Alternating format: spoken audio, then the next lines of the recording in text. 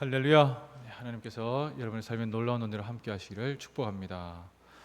자, 우리 예수님의 탄생과 관련되어 있는 아주 유명한 일화죠.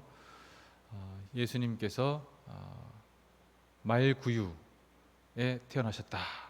그리고 당시에 여관에 있을 곳도 없어가지고 구유에 태어날 수밖에 없었다. 이렇게 얘기를 하는 대목입니다. 제가 어렸을 때는 이게 이 부분을 어린아이들이 한 10명 정도 나눠가지고 두 절씩 암송을 했던 기억이 나요. 성탄절이 되면. 그래서 이때 가이사 아고스도가 영을 내려 천하로다 호적하라 했으니 무슨 요새 또 다윗의 집 족속인 걸 하면서 쭉 이렇게 외웠던 기억이 나는데, 자, 오늘 이 본문에서 우리가 늘 보던 본문이긴 합니다. 지난번에 성탄절 때도 제가 한번 설교를 했었는데, 자, 이 여관 7절에 나와 있는 여관을 우리가 좀 유심하게 볼 필요가 있습니다. 이 여관은 당시에 여관에 해당되는 단어는 두 가지인데, 하나는 카탈리마라고 하는 단어하고 판토케이온이라고 하는 단어가 있습니다.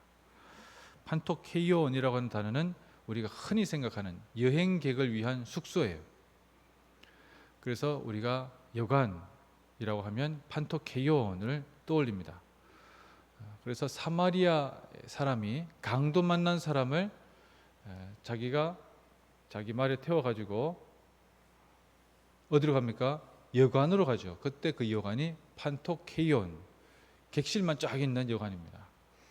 자, 그런데 오늘 우리 본문 누가복음 2장 7절에 나와 있는 여관에 있을 곳이 없다 했을 때 이 여관은 무엇인가 하면 판토케이온이 아니고 카탈리마라는 겁니다. 자, 그래서 여러분들이 이해를 돕기 위해서 전통적인 이스라엘 가옥 구조를 제가 앞에 띄워놨거든요.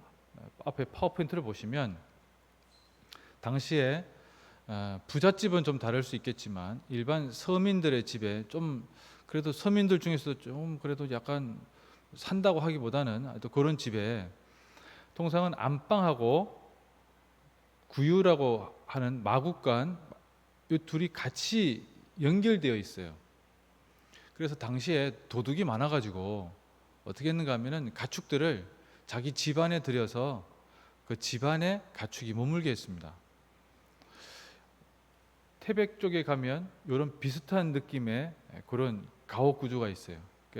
한쪽에 저도 이제 가서 보고 좀 놀랐었는데, 물론 거기는 격실이 돼 있어서 이 소가 머무는 외양간하고 집안하고 이렇게 좀 달리 되어 있지만, 아무튼 추운 지방 그리고 이렇게 보온에 좀 많이 하지 못하는 지방에서는 이 가축들의 체온으로 집을 데우는 역할도 했었습니다. 자, 그래서 잘 보시면 마구간이 있는데 구유가 있죠. 구유는 그 집의 안방하고 똑같아요. 그래서 밤에 배고프면 쑥 나와서 이 구유에 있는 여물을 먹고 또 자기도 하고 이렇게 됩니다. 자, 그래서 아침이 되면 어떻게 하는가 하면 저 문을 열고 가축을 먼저 내보내죠. 구약의 사사 중에서 입다라고 하는 사사가 자기가 전쟁에서 이기게 되면 자기 집에서 제일 먼저 나를 맞으러 나오는 사람이든 동물이든, 입다는 동물을 생각했어요. 그래서 그 동물을 하나님께 제일 먼저 드리겠다 이렇게 했는데, 누가 먼저 나왔습니까? 아빠가 왔다는 얘기를 듣고는 가축들을 뒤로 제끼고 딸이 뛰쳐나왔죠. 그래서 그 사람이 엄청 절망했던, 그것은 이 가옥 구조를 보면 아실 수가 있어요. 자, 그래서 이 가옥 구조를 보시면 이 안방과 마구간이 연결이 되어 있죠. 그런데 그 옆에 보시면 뭐가 있는가 하면 객실이 있어요. 카탈리마라는 겁니다. 이것을 이 본문에서 여관이라고 번역을 한 겁니다. 자, 그러면 우리가 여관이라고 썼지만 뭐라고 읽어야 돼요?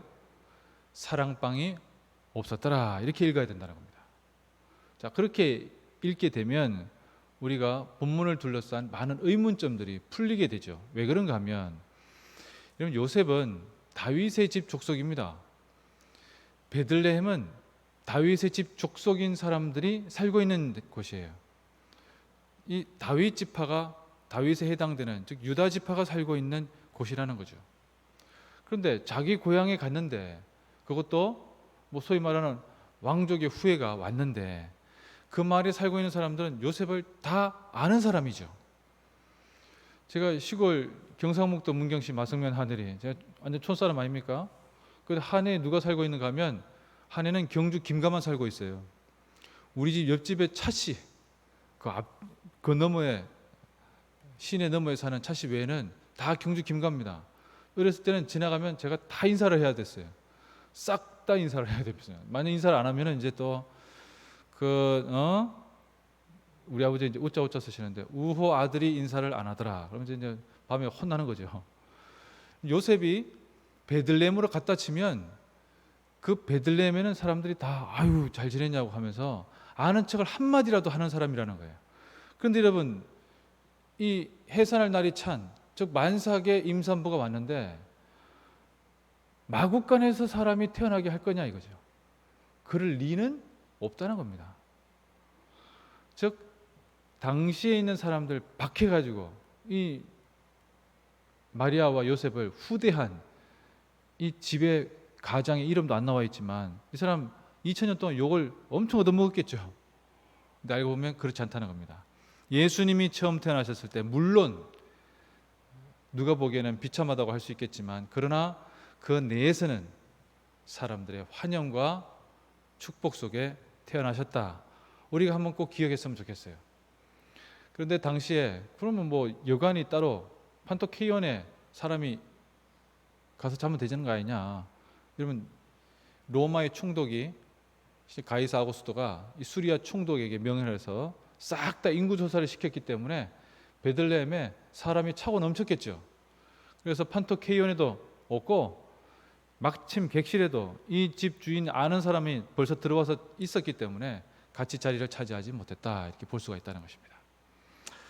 자, 그래서 이 예수님이 태어났을 때에 만삭의 여인마저도 저 멀리 있는 60km가 떨어져 있는 그곳까지 당시에 교통수단이 변변치 않은 곳에 자기 아내를 노새에 태우고, 여러분 노새가 이게 뭐 얼마나 푹신하겠습니까? 그게 뭐 캐딜락입니까? 무슨 롤스로이스겠어요? 뒤뚱뒤뚱하는 그 나귀에게 몸을 의지한 채로 가야만 했다는 거예요. 그렇게 하지 않으면 서슬푸른 로마의 치하에서, 즉 로마의 폭정으로 대표되는, 그러나 자기들은 평화라고 얘기했던 팍스 로마나의 바로 그 시기 속에서 예수님이 태어나실 수밖에 없는, 베들레헴으로 갈 수밖에 없는 그 안타까운 상황이었다는 것입니다.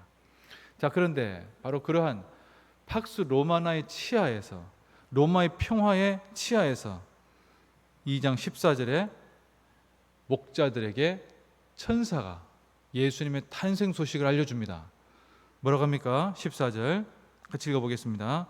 지극히 높은 곳에서는 하나님께 영광이요, 땅에서는 하나님이 기뻐하신 사람들 중에 평화로다. 아멘. 자, 11절에도 보시면 10절부터 보시죠. 천사가 이르되 무서워하지 말라. 보라, 내가 온 백성에게 미칠 큰 기쁨의 좋은 소식을 너에게 전하노라. 자, 이 소식 오늘 유앙겔리온이라고 합니다. 유앙겔리온, 큰 기쁨. 제가 전에 육군훈련소에 있을 때 우리 권사님 한 분이 본인 집을 지었는데, 남편하고 같이 집을 지었는데 집의 이름을 지어달라고 저한테 부탁을 했었어요. 그래서 제가 큰 기쁨 이라고 짓지 않고 큰 기쁨의 헬라어에 해당되는 발음 때문에 카레스 메갈렌이라고 제가 지어줬는데, 이 큰 기쁨, 메가톤급의 기쁨이라는 뜻입니다. 엄청난 기쁨이라는 거예요. 그 기쁨의 좋은 소식, 소식은 당시에 복음이 소식이라고 했습니다. 이 소식에 해당되는 단어하고 복음하고 같은 단어예요. 이 소식이 뭔가 하면 유앙겔리온, 유앙겔리온은 황제에게 일어난 신변 잡기적인 이야기들 또는 황제와 관련된 직접적인 이야기들만 유앙겔리온이라고 했습니다. 자, 그런데 이 가이사 아구스도, 이 자가 어구스투스가 로마를 지배할 때에 예수님께서 태어나셨는데 그 예수님에 관련된 소식이라는 거예요. 자, 여러분, 당시에 유앙겔리온이라 했으면 다 황제와 관련된 이야기였는데 시대가 지나면서 그 황제와 관련된 유앙겔리온이라고 하는 이 좋은 소식이라는 단어가 예수님에게만 쓰이는 복음으로 변화시킨 겁니다. 자, 그래서 11절에 보시면 오늘 다윗의 동네에 너희를 위하여 구주가 나셨다. 이 구주, 세이비어죠. 그런데 이것은 당시에 로마 황제도 자기 자신을 칭할 때 세이비어라고 했습니다. 구주가 예수님에게만 해당되는 단어가 아니었어요. 그런데 예수님에게서 구주라고 하는 단어만 적용이 되는 놀라운 얘기입니다. 자, 그래서 그리스도 주, 그분이 태어났는데 놀라운 것은 아니 큰 기쁨에 메가톤급의 기쁨을 안겨달 줄, 로마 황제에게 버금가는 좋은 소식을 전해줄 이 세상의 왕으로 오실 분이 어떻게 태어났다는 겁니까? 다윗의 동네에 강보로 쌓여 있다는 겁니다. 아주 약하고 약한 사람들의 보살핌이 필요한, 잘못하면 유아 사망률이 그토록 높은 시기에 죽을 위험에 늘 노출되어 있는 그런 존재로 태어났다는 거예요. 그래서 14절에 바로 그런 존재가 어떻게 됩니까? 지극히 높은 곳에서는 하나님께 영광이고 땅에서는 하나님이 기뻐하신 사람들 중에 평화로다. 이 평화, 즉 로마의 평화, 팍스 로마나가 지배하고 있는 이 무시무시한 시대 속에서 임산부가 60km 거리를 가야만 했던 이 폭정 속에 로마의 서슬푸른 치하에서 전혀 다른 평화가 오셨다는 거예요. 어디서부터? 하늘에서부터 이 땅 가운데 오셨다는 것입니다. 이 평화, 어떤 평화입니까? 사람들에게, 어떤 사람들에게? 목자들에게. 어떤 목자들에게? 당시에 무시받고 천대받고 천덕꾸러기 취급을 받고 있던 바로 그 목자들에게 제일 먼저 기쁨의 좋은 소식이 전해졌다는 겁니다. 그래서 누가복음은 가난한 사람들, 천대받는 사람들, 죄인들의 복음서라고 합니다. 그래서 누가복음에 여자들이 많이 나오고요, 천대받는 사람들의 이야기가 많이 나옵니다. 다르게 표현하면 복음이라고 하는 것은 가장 낮고 천한 이들에게, 가장 외면받는 사람들에게, 가장 사람들에게 인정받지 못한 바로 그 자들에게 제일 처음 선포되고 제일 처음 전해졌다는 거예요. 복음을 우선적으로 듣는 그 우선권이 바로 그들에게 있다는 것을 누가복음은 대단히 큰 소리로 전하고 있습니다. 여러분, 우리가 이것을 깊게 들여다보셔야 됩니다. 이 시대에 복음이 전해져야 되는 것. 그래서 기독교는 늘 사회사업을 했습니다. 그래서 기독교는 늘 사회복지를 했죠. 최일도 목사님 사역을 한 거, 노숙자들에게 밥을 대접하는 거, 여러분 그 전까지 그런 적이 있었나요? 없었습니다. 그럼 왜 대접을 한 겁니까? 이런 정신입니다. 기독교는 늘 낮고 천하고 힘들고 어려워하고는 이들, 바로 그들에게 하나님의 일차적인 복음이 전해져야 된다는 것이고, 그것이 주님의 뜻이라고 하는 사명 속에서 한 겁니다. 그냥 시혜의식으로 그냥 불쌍하니까 도와줘야 되겠다, 아니요, 성경은 그렇게 말씀하고 있지 않습니다. 가난한 사람들이 복이 있다, 천국이 그들의 것이다. 누가복음 아예 대놓고 얘기를 합니다. 마태복음에는 심령이 가난한 사람이라고 하지만 누가복음에는 직접적으로 대놓고 가난한 자가 복이 있다 얘기합니다. 여러분, 우리가 이 세상을 살아가면서 이 말씀, 낮고 천한 곳에, 여러분 산 능선, 산 꼭대기에 물이 고이지 않습니다. 산 골짜기에 물이 고입니다. 하나님의 은혜는 낮고 낮은 곳에 물이 고입니다. 바다도 가장 낮은 곳, 마리아나 해구에 가장 많은 물이 고여 있겠죠. 하나님의 은혜는 높은 곳에서 머무는 것이 아니고 낮고 천한 곳에, 사람들이 눈여겨보지 않는 곳에, 그러나 바로 그곳에 임한다는 것입니다. 다르게 표현한다면 내 자신, 아무것도 아닌 내 자신, 나의 약함, 나의 부족함, 나의 부질없음, 다른 사람들하고 비교했을 때 나는 왜 이것밖에 안 되나, 난 출신도 이것밖에 안 되고 지역도 학벌도 내가 가지고 있는 재산도 얼마 되지도 않고 내 뒤를 봐줄 수 있는 부모님도 없고 그냥 자력갱생하며 살아왔던 내 자신의 모습, 그러나 바로 그러한 모습 속에서 하나님의 은혜가 깃든다는 겁니다. 여러분, 내가 가장 부족한 것에 하나님의 은혜가 부어진다는 겁니다. 여러분, 무엇을 자랑할 것입니까?